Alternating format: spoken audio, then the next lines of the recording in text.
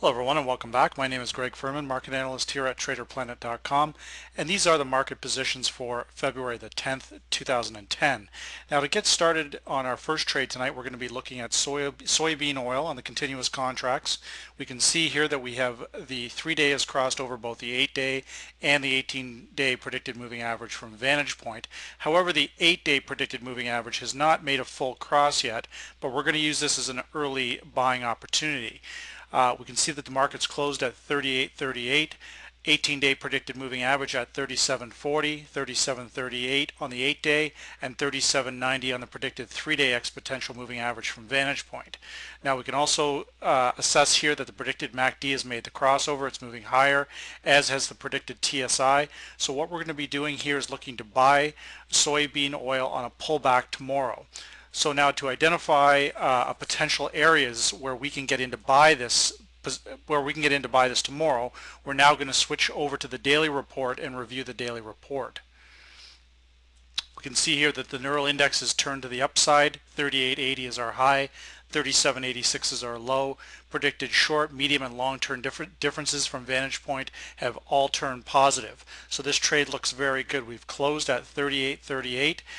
Now 37.86 is the predicted low tomorrow from vantage point. We're now going to take that predicted low and match it up to our 3 predicted exponential moving averages. So we can see here that with this move, it looks like it's gaining strength.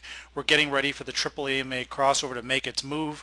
With that we're going to use the 37.90 as our entry point for tomorrow.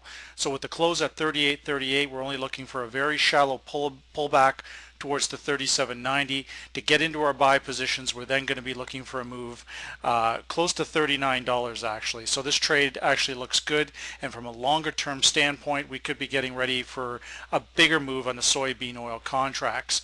So again, that trade looks good, and that's our first position for tonight. Now for our second position, we're going to change gears here somewhat and move back into the foreign exchange market.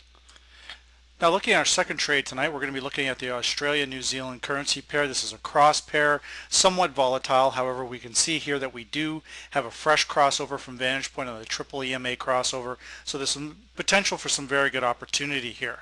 Now what we're going to do is we're going to identify our major levels of support, because clearly we're going to be into a buy position. The crossover is taken to the upside. So we have 125.95, 126.10, and 126.26.